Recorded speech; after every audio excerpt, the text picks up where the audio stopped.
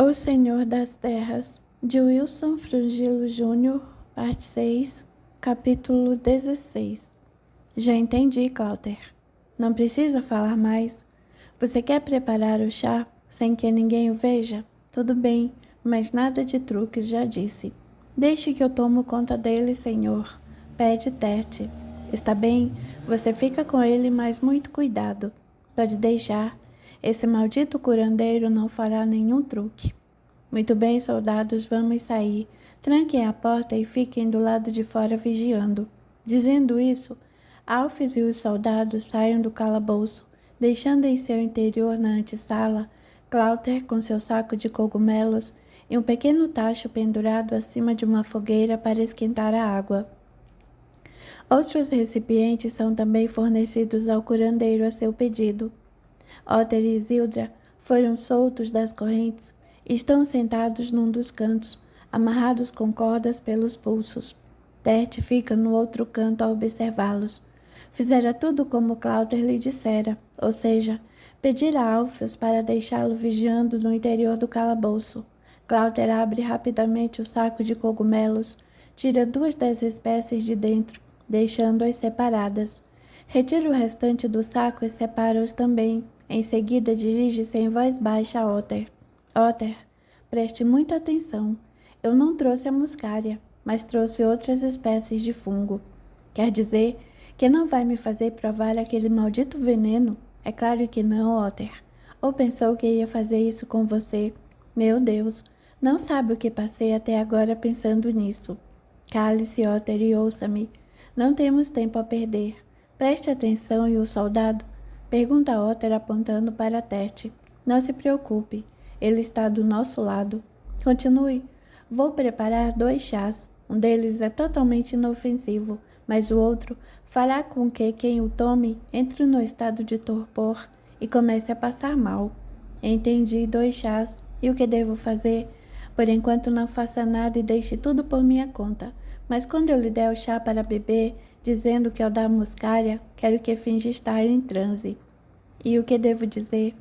Você fingirá estar tendo visões do combate com Luriel e que está vendo Alfeus lutando com ele, mas que não consegue ir mais adiante, porque esse futuro pertence a ele, que somente ele poderá visualizá-lo. Entendi. Você quer que eu faça beber e aí você dará o outro chá para ele? Isso mesmo. Nesse exato momento teremos que fugir. Mas fugir como? Deixe por minha conta. Como iremos fugir deste calabouço, principalmente se fizermos algo contra Alfeus e os soldados? Pergunta Isidra. Não se preocupe, senhora.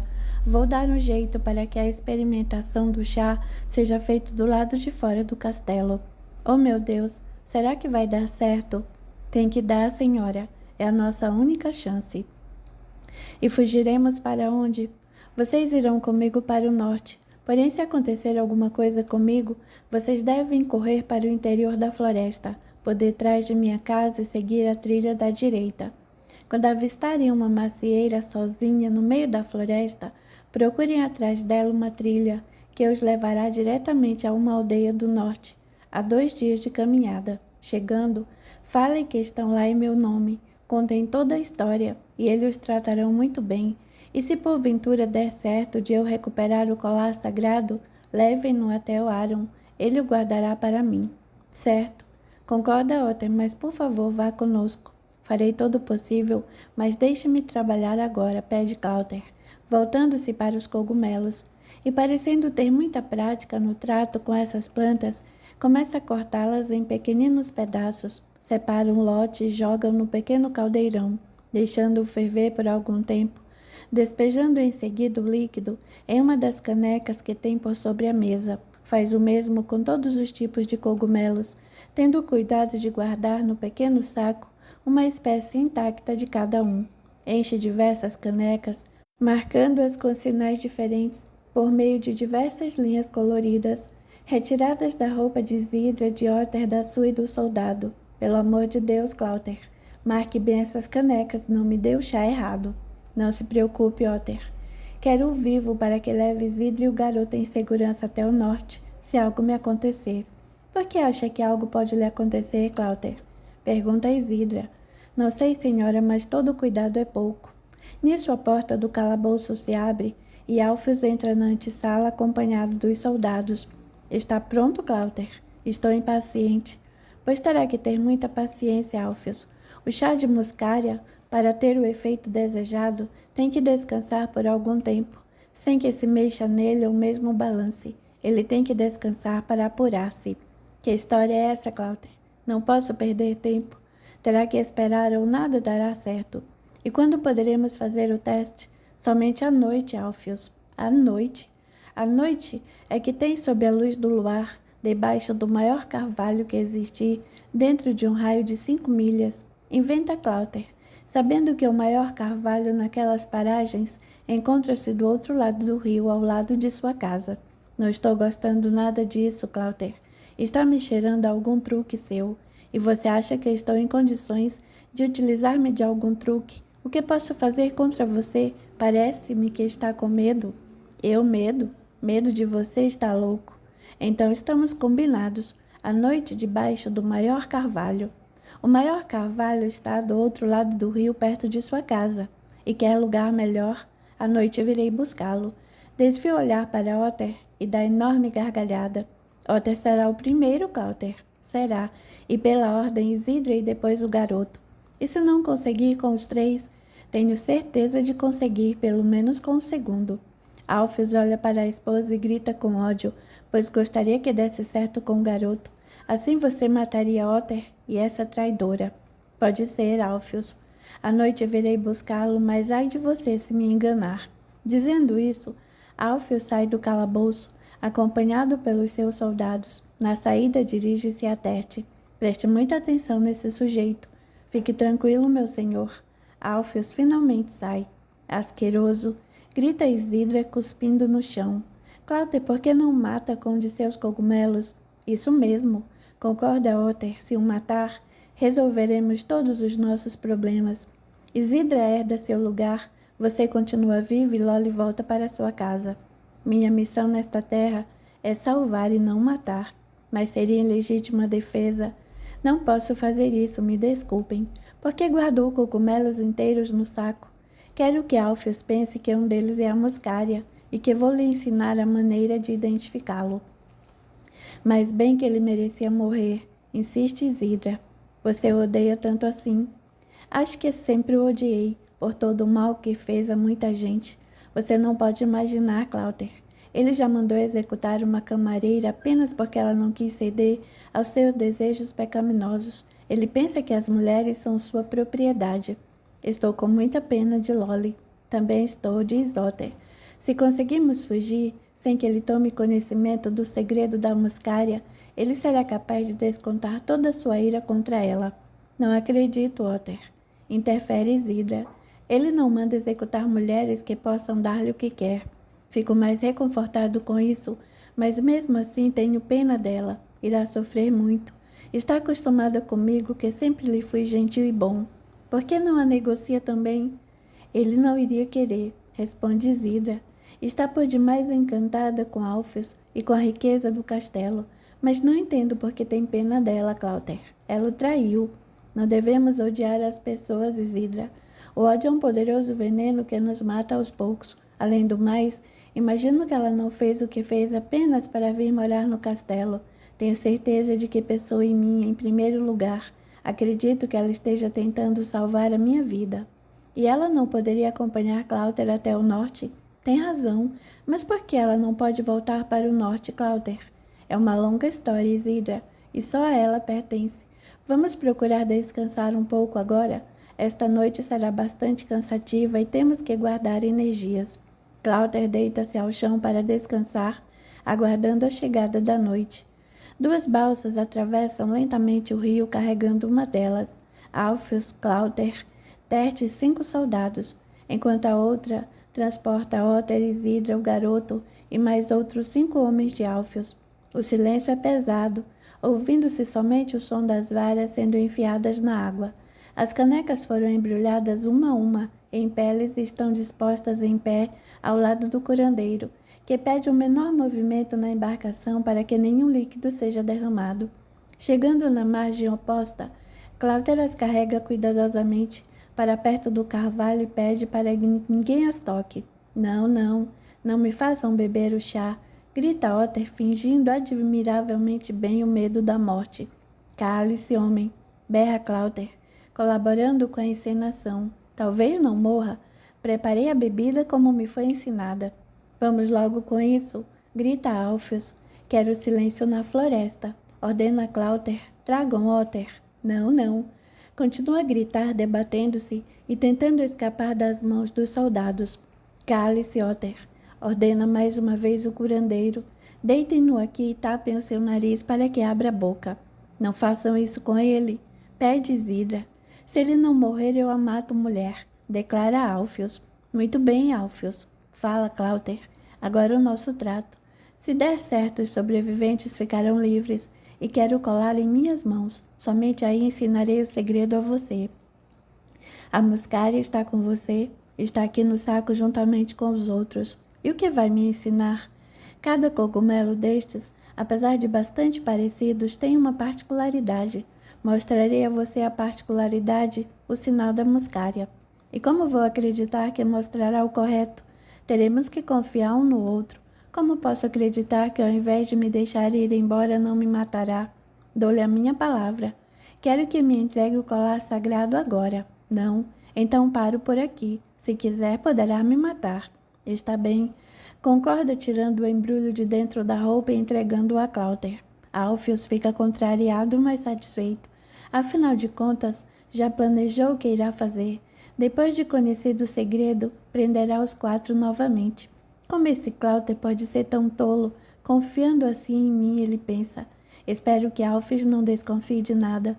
Afinal de contas, estou parecendo um tolo, aceitando esse seu trato. Pensa Cláudia por sua vez, mas Alfios nunca me pareceu muito inteligente e é com isso que tenho que contar. E realmente, Cláudia tem razão. Alfios nunca fora muito astuto, sempre vencendo tudo por meio da força e da violência. Sempre apoiou Sem Otter para tomar as mais complicadas decisões e nos combates sempre procurar ouvir as sugestões de estratégias de seu chefe da guarda, que neste instante começa a desconfiar de que algo está errado nessa história toda, mas prefere esperar para ver. Afinal de contas, estão bem armados contra um simples curandeiro, um frágil conselheiro, uma mulher e um garoto. Pois muito bem, Cláudia, faça Otter tomar a bebida. Não, dá o último grito, tendo que abrir a boca para respirar ao ter o seu nariz tapado. Beba, homem, ordena Cláudia, enquanto faz com que o líquido lhe desça a goela abaixo. Otter bebe boa parte do chá, até que Cláudia retira a caneca e os soldados continuam segurando, deitado no chão. Segurem-nos, homem. Não sei qual vai ser a sua reação. Alguns minutos se passam e Otter permanece em silêncio, apenas ouvindo a sua respiração ofegante. De repente dá um grito muito alto, parecendo o uivo de um lobo. Alfios e Cláudia aproximam-se dele. O que está sentindo, Otter? Pergunta o curandeiro. Otter começa a rosnar e fala aparentando dificuldade. Sinto uma dor aguda na boca do estômago e uma grande vertigem. Parece que vou desmaiar. Controle-se, Otter. Não deixe a consciência esvair-se. Fique firme e preste atenção à sua mente. Pense no combate com Luriel, que é o que queremos saber. O que está vendo? Pede Cláudia. Não sei. Vejo uma grande nuvem de poeira. Nuvem de poeira? Pergunta Alfios. Está dando certo, exclama Cláudia. Procure nos contar o que vê, Otter. Está dando certo e você não vai morrer. Não vou morrer, não. Você não vai morrer, confirma o curandeiro impressionado com a perfeita atuação de Otter. O que mais está vendo? Vejo muitos soldados a cavalo aproximando-se. São muitos? Quer saber, Alfios? Muitos mesmo. Dá para saber se é o exército de Luriel? Não. Espere. Sim, é ele. É o seu estandarte. Que mais, Otter? Que mais? Exalta-se Alfios novamente. Deixe que eu fale com ele, Alfios. Pede Cláudia. Quero saber quem vai vencer o combate e o meu destino. Você ouviu, Otter? Consegue ver? Vejo os nossos soldados lutando e muitos morrendo, de ambos os lados, muito sangue, um combate sangrento. Você me vê, Otter? Fale. Berra Alfios, tremendamente fora de si. Deixe-me ver. Preciso girar os olhos para todos os lados. Sim, sim, vejo você. E o que vê? O que estou fazendo? Está lutando com Luriel. Meu Deus! Alpheus transpira por todos os poros e seu coração parece querer explodir o peito. Tão disparados estão os seus batimentos. Fale, Otter. Fale, quem está vencendo? Está difícil dizer. Vocês estão lutando bravamente. Agora estão combatendo no chão porque caíram de seus cavalos. No chão? Sou o melhor combatente quanto montado. E o que mais? Quem está vencendo? Não consigo mais vê-lo. Tudo está se distanciando. Volte lá, Otter. Volte lá, eu lhe ordeno, volte. Não consigo. Seja homem e volte lá. Sim, agora eu vejo. O quê? Luriel. Luriel? Espere. Ele está falando alguma coisa. Falando? Se ele fala, ele chama você, Alpheus. Para que está me chamando? Ele disse que se você quiser saber o resultado desse combate, terá que ir ver você mesmo. Eu? Sim. Ele diz que não permitirá que esse desfecho seja mostrado a mim e que somente você terá acesso a ele. E ele está muito ferido, Alpheus. Ele está muito ferido, exclama entusiasmado. Quero ir até lá, Cláuter. Tenho que ir até lá, dê-me a caneca da muscária. Senhor, pode ser perigoso, comenta o chefe da guarda, continuando a achar que alguma coisa está errada ali. Cale-se, soldado. Preciso desvendar isso e tem que ser hoje. Cláuter afasta-se e traz a outra caneca.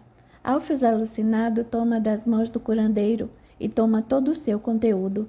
Você tomou tudo, Alpheus, exclama propositalmente Cláuter. O que tem isso? Pergunta o chefe da guarda preocupado. Não sei, dei a Otter apenas metade. E daí? Insiste o soldado. Acho que é muito. Cale-se, Cláuter, e você também. Preciso concentrar-me. Alguns minutos se passam até que a bebida começa a fazer efeito. E assim como Otter, Alpheus dá um grito lacinante. Que dor! Ele geme. Aguente firme, Alpheus. Logo começarão as visões. Pede Cláuter fingindo e percebendo que por mero acaso Otter acertou na encenação. Ai! Berra Alpheus, que dor! Estou completamente zonzo. Faça alguma coisa, Cláuter, acho que eu vou morrer. O que está sentindo? Pergunta fingindo preocupação. Uma dor muito forte. Está começando a ver? Não, não estou vendo nada. E Alpheus começa a falar como se estivesse com a língua enrolada, enquanto seu corpo retorce no chão e Cláuter, percebendo o momento propício, dá o alerta. Soldado, acho que ele está passando muito mal. Não era para tomar toda a bebida. Preciso dar-lhe um contraveneno. Contraveneno? Sim, e preciso ser rápido. E como vai fazer isso? Tenho que pegá-lo em minha casa. O chefe da guarda não sabe o que fazer e Cláuter aproveita-se desse momento. Soldados, segurem Alpheus bem forte para que ele não se debata muito. E dizendo isso, corre em direção à casa, pedindo ajuda a Otter, Isidre e ao garoto, que imediatamente aproveitam-se da confusão dos soldados para obedecerem-no, sem que os homens os impeçam. Todos os soldados estão segurando Alpheus, que continua a retorcer-se, mesmo o chefe da guarda que observa os três dirigirem-se em disparada atrás de Cláuter. Alguma coisa está errada. Quando Isidra, Otter e o garoto entram na casa de Cláuter, este aponta-lhe a porta dos fundos. Corram o mais que puderem, e não se esqueçam do que lhes ensinei. Quanto a você, Isidra, leve o colar, e se eu não conseguir alcançá-los, entregue-o ao Aaron, como combinamos, agora vão. Você não vem? Vou logo em seguida. Cláuter só pensa em salvar o colar sagrado e arrasta a pesada mesa contra a porta da casa, a fim de dificultar a entrada dos soldados. Se descobrirem toda a farsa, apanha mais algumas coisas e já está pronto para sair também pela porta dos fundos, quando ouve passos que caminham em direção a ela. Fecha com pesada tranca e, espiando por um buraco na parede, vê que é o chefe da guarda que vem se aproximando, com sua espada em punho. Imediatamente retira a mesa que colocara contra a porta da frente e sai por ela. Passa pelos soldados que ainda seguram Alpheus desfalecido e começa a correr em direção à floresta, em sentido oposto ao que Isidra, Otter e o garoto escaparam. Atrás deles, soldados, berra o chefe da guarda já correndo em seu encalço. 3 dos soldados obedecem às suas ordens e conseguem apanhar Cláuter, poucos metros adiante. Eu sabia que alguma coisa estava errada por aqui, grita triunfante o soldado-chefe. E os outros? Pergunta um outro homem. Devem ter fugido. Devemos vasculhar a floresta? Pergunta um outro. Não, seria perder tempo. Já devem estar longe e poderíamos nos perder, que é o que acontecerá a eles. Vamos embora. Carreguem o Sr. Alpheus e não facilitem com o prisioneiro. Será que Cláuter conseguiu fugir e está vindo também, Otter? Pergunta Isidra já bem longe. Não sei, senhora, mas penso que se ele tivesse conseguido já teria nos alcançado, responde. Pobre Cláuter, arriscou-se por nós. Sempre foi um bom homem. Toda a sua vida dedicou-se a curar as pessoas, ao contrário de Alpheus, que sempre explorou o povo e nunca teve contemplação com ninguém. Será que ele nunca irá perceber o mal que faz?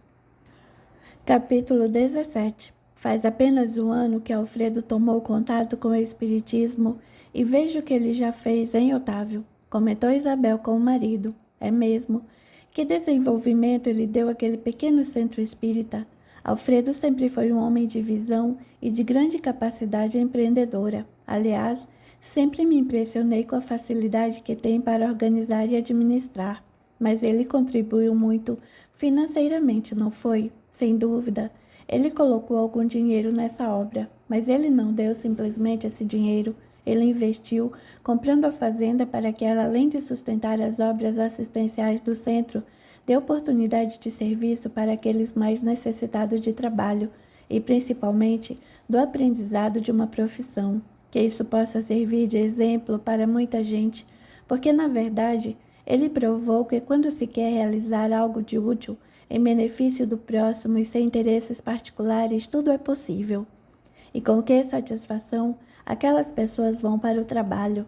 Mais um ensinamento de Alfredo.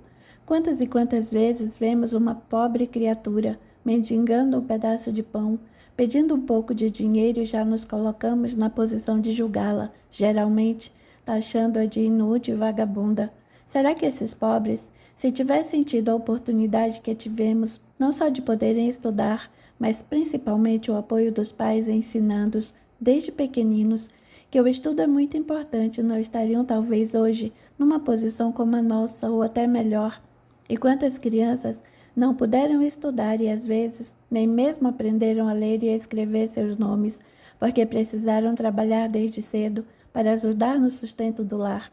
E outros tantos irmãos nossos que por problemas psicológicos ou obsessivos que desconhecemos, não tiveram mais ânimo para fazer alguma coisa. Não podemos realmente prejulgar ninguém, principalmente pelo fato de desconhecermos como seríamos nós se estivéssemos nas mesmas situações dessas pessoas.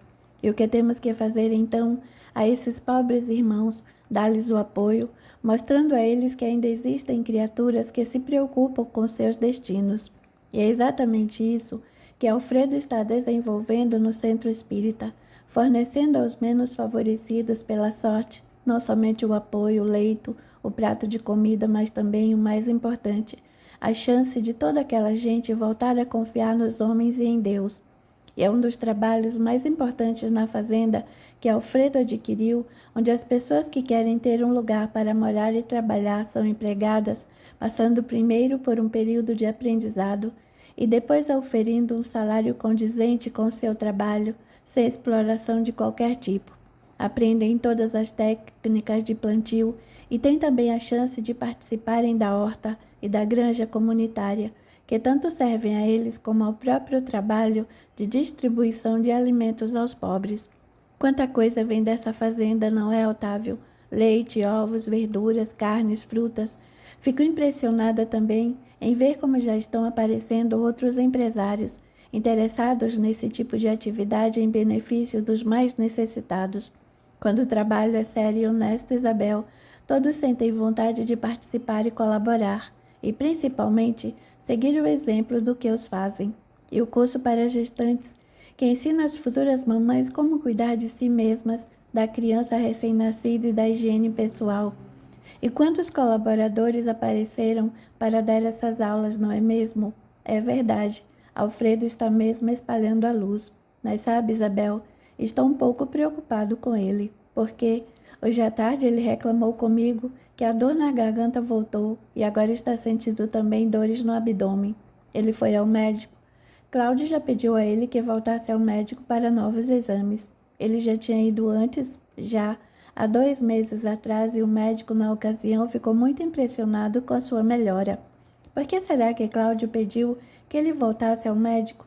É isso que me preocupa. E ele já foi anteontem, e alguns dos exames ficarão prontos amanhã. Tomara que não seja nada e que ele realmente esteja curado. Também espero. Yolanda está sabendo disso? Ele diz preferir ver os resultados primeiro para depois falar a ela. Fiquei com muita pena quando contou seu problema de saúde para os filhos, apesar de já ter na época melhorado bastante. Falando em seus filhos, Carlinhos e Camila já frequentam também o centro espírita e fazem parte da mocidade espírita. Eu sei, inclusive já os vi trabalhando lá aos sábados. Mas o que é isso, meu Deus? Exclama Yolanda ao ver de manhã uma poça de sangue por debaixo da cabeça de Alfredo, que está dormindo sem se aperceber. Alfredo, Alfredo, chama tentando acordar o marido. O que foi, Yolanda? Veja. Alfredo dá um pulo e põe-se de pé, ao lado da cama, passando a mão pela cabeça e pelo rosto, tentando descobrir de onde saíra todo aquele sangue que já empapara o seu pijama. De onde veio isso? Pergunta visivelmente assustado. Não sei, Alfredo. Responde a esposa, tentando descobrir, examinando seu nariz, sua boca e seu ouvido. Alfredo corre para perto de um espelho e examina detidamente a si próprio. Saiu do nariz, Yolanda. Pode ser que tenha arrebentado alguma pequena veia. Não, Yolanda, é muito sangue. A esposa acha que o marido tem razão. Está sentindo alguma dor, Alfredo? Estou sim, bem na boca do estômago. Dói-me também a garganta. Acho melhor chamar o Dr. Paz. O que você acha? Não sei. Vou chamá-lo sim. Faça isso, Yolanda. Na verdade, não estou mesmo me sentindo bem. Informado por Yolanda quanto aos sintomas de Alfredo, o médico pede que imediatamente ele seja internado para fins de acompanhamento e novos exames. Uma ambulância é acionada e algumas horas depois, Alfredo já está sendo atendido pelo Dr. Paz, acompanhado de outros especialistas. Até a chegada ao hospital, Yolanda e os filhos passaram por momentos bastante difíceis, porque Alfredo começara a sentir dores cada vez mais fortes, principalmente na região abdominal, chegando a expelir mais sangue, agora através dos intestinos. Você avisou Otávio, Carlinhos? Pergunta Yolanda aflita na sala de espera de um dos pavilhões, onde Alfredo está sendo submetido a delicada e urgente cirurgia. Avisei, mamãe. Ele já está vindo. Eu telefonei para Isabel, mamãe. Informa Camila com os olhos inchados de chorar. Não chore mais, minha irmã. Pede Carlinhos, precisamos ser fortes. Gostaria que Cláudio também fosse avisado. Isabel prometeu avisar. Meu Deus, ele estava tão bem. Até o Dr. Paz estava impressionado com a sua melhora. Pensei que Cláudio estava conseguindo curá-lo. Lamenta Camila, aparentando uma certa decepção pelo ocorrido. Não se lamente, Camila, pede o irmão. Vamos entregar a solução a Deus. E o que me dizem? De orarmos pelo sucesso da operação, sugere Yolanda. Muito bem lembrado, mamãe. Vamos nos compenetrar e cada um orar em silêncio. Cerram então os olhos e pedem a Deus, a Jesus e aos amigos espirituais que auxiliam Alfredo naquele momento. Lágrimas brotam de seus olhos enquanto oram por mais de 40 minutos, até que chegam Otávio e Isabel, que carinhosamente abraçam os três, pedindo-lhes muita fé e principalmente muita confiança nos desígnios do alto. Alfredo ainda está na sala de cirurgia? Sim, e já faz mais de 1 hora. Vocês já reservaram um quarto? Ainda não, porque o Dr. Paz nos disse que após a operação, Alfredo ficaria em recuperação no centro de terapia intensiva e que lá permaneceria por alguns dias. Entendo. Não vamos poder ver o papai? Pergunta chorosa Camila. Por hora não, Camila. Mas talvez amanhã possamos visitá-lo nesse centro de terapia. Oh, meu Deus, ajude-nos, roga a filha. Por favor, Camila, acalme-se. Deus vai nos ajudar. Papai tem feito tanta coisa boa. Depois que abraçou o espiritismo, os espíritos haverão de nos auxiliar. Mais de 2 horas se passam, quando finalmente o Dr. Paz vem ter com eles. Então, doutor, como está Alfredo? Pergunta angustiada Yolanda. O médico faz uma expressão sem muito significado, contorcendo nos cantos do lábio e arqueando a sobrancelha oposta, como que ainda não saberia o que dizer. A cirurgia foi bem sucedida e Alfredo é muito forte. O câncer já havia ocupado boa parte de seu intestino, que tivemos que extirpar, procurando também efetuar uma limpeza em seu derredor. Não sei se me entendem. Sim, estamos entendendo, concorda Carlinhos. E o doutor acha que ele tem chances de sarar? Bem, é muito cedo para afirmar isso, porque precisamos aguardar algumas reações. Creio que nessa região que operamos, nada mais restou da doença, mas infelizmente tenho um pouco de receio pela sua garganta. Mas ele melhorou tanto, até sua voz. Sim, dona Yolanda, fiquei impressionado com a melhora que ele teve depois que andou fazendo um trabalho com o médio, foi o que ele me disse. Sim, com o médio Cláudio. Pois é, fiquei tão impressionado que cheguei a pensar que ele estivesse curado. Tinha até me proposto fazer uma visita a esse médium para ouvi-lo falar de como havia feito esse verdadeiro milagre. Mas acontece que essa doença muitas vezes é cíclica, ou seja, ela aparece podendo depois permanecer por algum tempo estável e depois voltar à carga. O que posso lhe dizer é que, pelo menos, Alfredo não sofreu nada do que eu imaginara que iria sofrer, mas agora só nos resta aguardar a sua recuperação. E quanto à sua garganta, Dr. Paz, o que se pode fazer? Haverá a possibilidade de uma cirurgia?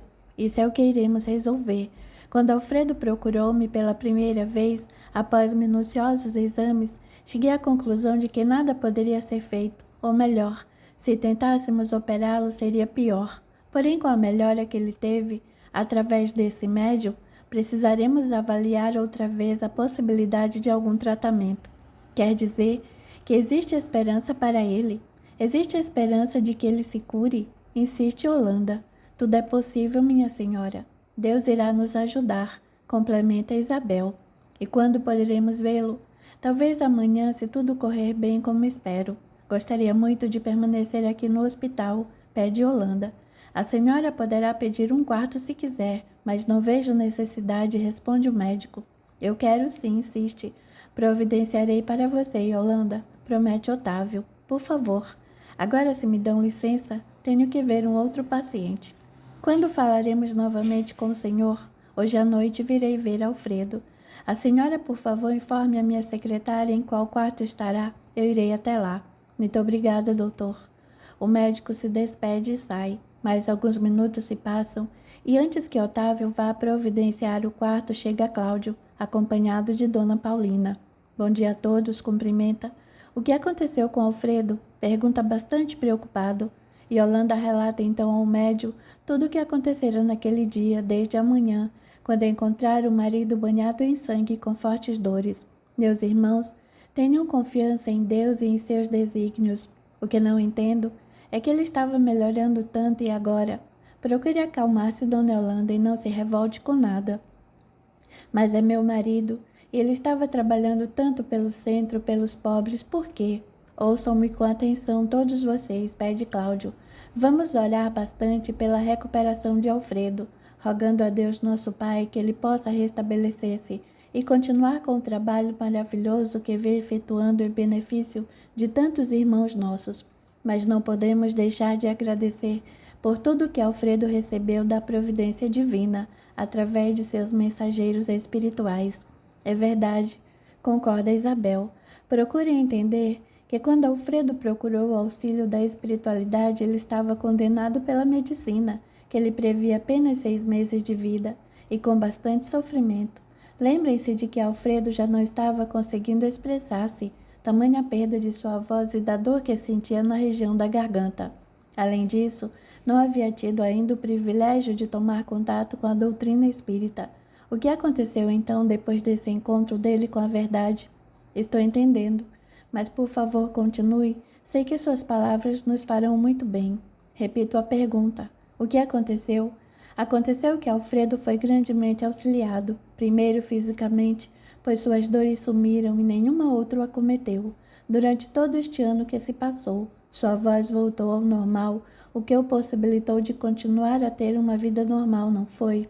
Todos meneiam a cabeça em sinal de concordância. Pois bem, Alfredo, que teria, repito, 6 meses de vida com bastante sofrimento, já alcançou um ano de vida normal e, o que é mais importante, abraçou de corpo e alma uma doutrina que o tornou credor da benevolência do alto, através de tudo o que ele construiu em benefício de seus semelhantes, com grande esforço e abnegação de sua parte.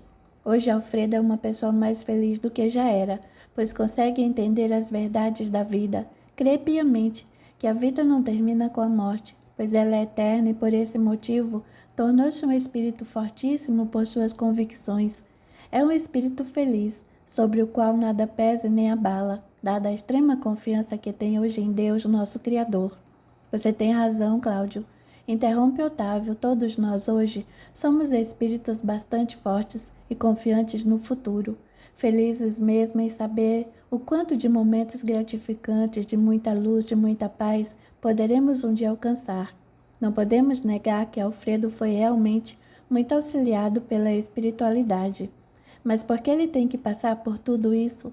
Eu sei que tudo é fruto de nossas vidas passadas, mas nesta atual, ele sempre foi um homem tão bom, interfere Holanda. Nós não conhecemos o nosso passado e nem poderíamos, porque muitas vezes não teríamos forças para carregar tão pesado fardo na consciência e nem o resgate de alguns de nossos atos podemos colocar na conta de alguma punição divina, porque Deus não nos pune, nem castiga nunca. Muitas coisas temos que resgatar, pela própria força das coisas, pela própria necessidade de vivenciarmos, a fim de aprendermos, e mesmo inúmeras vezes com nossa própria solicitação, porque conscientes de nossos atos, achamos que somente sentindo-os na própria alma, teremos condições de assimilar todo o ensinamento que ele encerra. Você tem razão, Cláudio. Concorda também, Carlinhos, mas é que é tão difícil quando surge o risco de perdermos o contato mais próximo com o espírito que tanto amamos. Sei disso, mas não se esqueça de que perdemos apenas o contato físico e não o espiritual, que continua imperecível, através dos sentimentos nobres do coração. Além do que Deus, nosso Criador, não nos fez detentores de nenhuma posse sobre aqueles espíritos que convivem mais de perto conosco. Na verdade, Ele espera que tratemos todos os nossos irmãos com todo o amor e auxílio, sem nos apegarmos muito com os tenos laços sanguíneos da encarnação. É evidente que a nossa responsabilidade para com aqueles que formam nosso círculo mais íntimo e afetivo é maior. A família constitui uma pequena célula do universo, na qual temos a missão de aprender e ensinar, para que possamos praticar os mais nobres sentimentos, quais sejam o amor ao próximo, o perdão, a paciência, a tolerância e a caridade do desprendimento de nossa vaidade, de nosso orgulho e de nosso egoísmo. 4 dias se passam e Alfredo já está no quarto, onde Holanda, os filhos Otávio e Isabel revezam-se à sua cabeceira. Seu estado é bastante preocupante, pois a doença estabeleceu-se definitivamente em sua laringe, dificultando bastante sua respiração, ora auxiliada por respirador artificial. O Dr. Paes, neste momento, encontra-se debruçado sobre vários exames, a fim de rever a possibilidade de uma cirurgia. Enquanto todos estão presentes em pequena antessala anexa ao quarto, inclusive Cláudio e Dona Paulina, pois foram avisados sobre a piora do estado do paciente. Cláudio procura consolar a família, tecendo comentários sobre a impossibilidade de se fugir ao destino, onde o acaso não existe, e a única possibilidade de se modificar qualquer programação é através do merecimento, que foi justamente o que ocorreu com Alfredo, que durante toda esta presente encarnação muito procurou realizar em benefício de seus semelhantes, mesmo antes de se tornar espírita. Fala, inclusive, da grande assistência do plano espiritual nesse ano todo, em que ele foi beneficiado com o beneplácito de uma moratória em sua vida terrestre.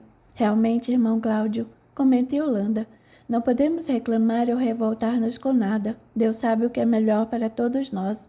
Na verdade, Holanda, muitos são curados de seus males físicos, vindo a desencarnar motivados por outras doenças, muito tempo depois, mas essa decisão depende do alto e não de nós.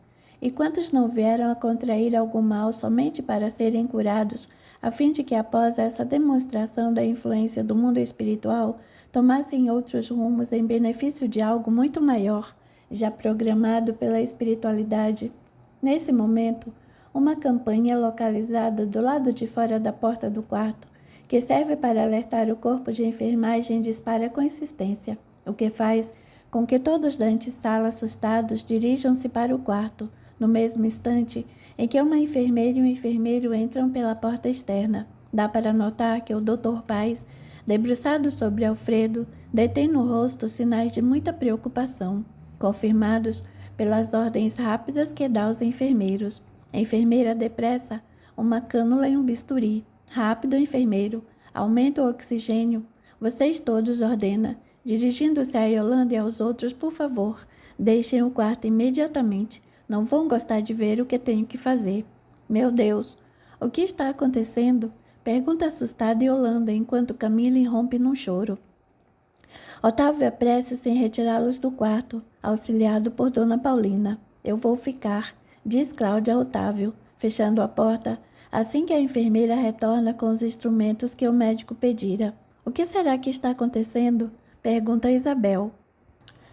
Capítulo 18. Venha, Vini. Hoje você terá a oportunidade de ver sua filhinha e seu filho. Graças a Deus, papai. Não sabia que aqueles dois jovens tinham sido os meus filhos no passado.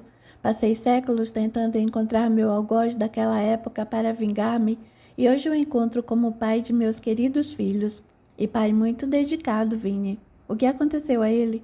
Esta conversa tem como cenário uma cidade no além, onde pai e filha se preparam para uma viagem à crosta terrestre. Vini sofreu durante muitos séculos, desde que fora queimada a mando de Alfios, e teve a filhinha morta ao cair no penhasco. De seu filho Aaron, que fugira juntamente com Otter e Isidra, nunca conseguira notícias. Possuía apenas uma imagem da filhinha que criara em sua imaginação e que inconscientemente plasmara, a fim de carregá-la durante todos esses séculos no colo, a clamar vingança contra Alfios. E agora, um ano depois de comunicar-se no centro espírita de Cláudio, ficou sob a guarda de seu pai, espírito bastante evoluído, que incumbiu-se de propiciar a ela os conhecimentos e os caminhos da verdadeira vida. Minha filha, Alfios, após a sua libertação do corpo físico, sofreu por muito tempo a perseguição de espíritos que lhe muito prejudicou em sua passagem pela terra como mandatário daquela região. Felizmente, após quase um século, conseguiu sentir as vibrações de amor dos abnegados espíritos que tinham a missão de auxiliá-lo e rendeu-se ao sincero arrependimento de suas faltas, comprometendo-se a resgatá-las.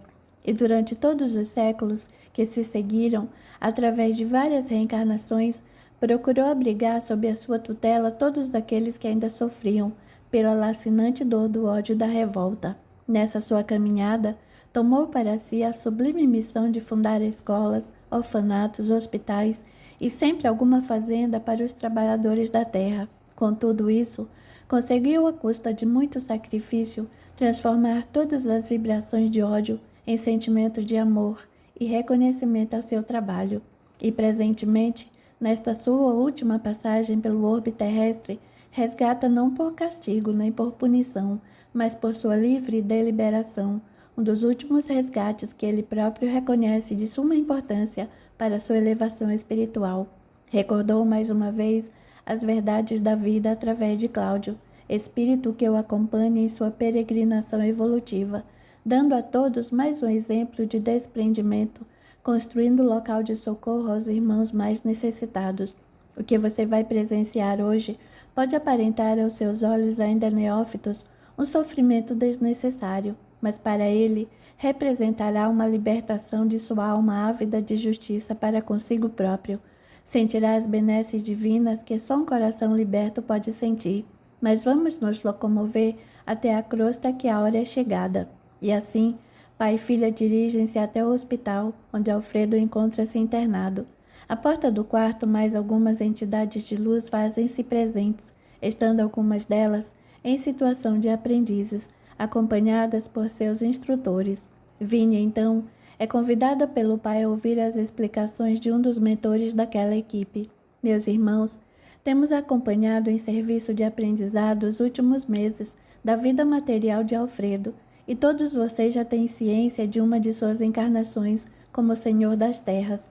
Hoje, terão a oportunidade de colaborar na assistência a esse espírito em sua desencarnação, onde aprenderão uma grande lição, a de que não podemos simplesmente condenar ninguém pelos atos que pratica, mas sim auxiliá-lo a modificar-se, mesmo porque todos nós um dia que não podemos ainda nos recordar, podemos ter tido também iguais ou até mesmo piores que aqueles a quem nossa inferioridade nos leva à condenação.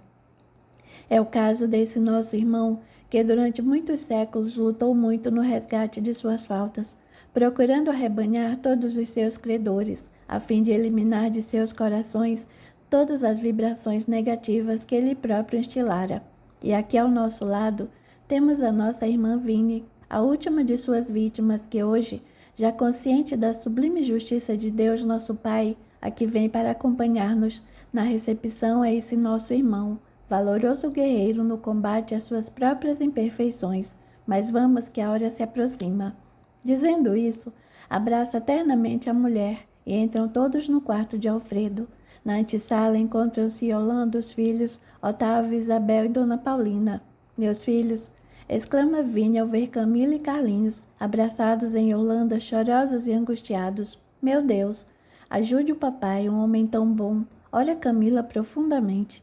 Vini abraça os filhos e percebe, por suas vibrações, o quanto amam o pai e passa a sentir enorme carinho por aquele homem que tanto amor conquistou deles e que tanto amor lhes deve ter dado. E afagando carinhosamente os jovens, consegue acalmá-los. Vamos entrar, Vini. Alfredo está deitado no leito, com profunda expressão de desespero, ante a falta de ar que sente nos pulmões, ocasionada pela obstrução da laringe, toda tomada pelo câncer. Ao seu lado, enfermeiros tomam algumas providências, enquanto o médico calça rapidamente um par de luvas de borracha. Cláudio encontra-se aos pés do leito, bem à frente do enfermo. É Cláuter? Pergunta Vini emocionada. Sim, é Cláudio, o dedicado médium. Capítulo 19. Na noite anterior, Cláuter encontra-se acorrentado no calabouço e Alfio já recuperado a ameaça. Maldito, conseguiu enganar-me. Você é daqueles traidores, principalmente Otter, mas vou pegá-los, custe o que custar. Eles já estão longe, Alfios. Cale-se. Berra dando forte bofetada no rosto do curandeiro. Onde está o colar sagrado? Está bem longe, e será entregue a quem de direito também pode tocá-lo. Maldito. 3 vezes maldito. Quero o colar e o segredo da muscária. Nunca os terás, sabe por quê? Porque você não passa de um perfeito idiota, enganado por Otter na frente de seus soldados. E Cláuter solta estridente gargalhada. Você ri? Ri? Então ria disso. E dando um grito de ódio, Alfios enfia um punhal na garganta do curandeiro, que, arregalando os olhos de dor, rapidamente os cerra para a vida material. Capítulo 20. Passe-me o bisturi e a cânula, enfermeira, rápido. Ordena o doutor Paz. Prepare o respirador. Está pronto. É a nossa última chance. Dizendo isso, o médico introduz o bisturi na traqueia de Alfredo e em seguida a cânula ligada ao respirador artificial. Alfredo arregala os olhos e seu peito enche-se de ar, fazendo com que, por alguns segundos, volte a ter consciência e consiga perceber a presença de Cláudio, a confundir-se com a imagem de Cláuter, com um brilhante dourado colar no pescoço. E num sussurro ofegante, mas feliz, e com um triunfante sorriso nos lábios, Alfredo abandona o corpo, após um breve entendimento com ele. Perdoe-me, Cláuter. Cláudio, visivelmente emocionado, meneia verticalmente a cabeça, em sinal afirmativo, proferindo sem saber porquê, dentro de sua mente, uma terna despedida. Até um dia, Senhor das Terras, que Deus o abençoe. Final.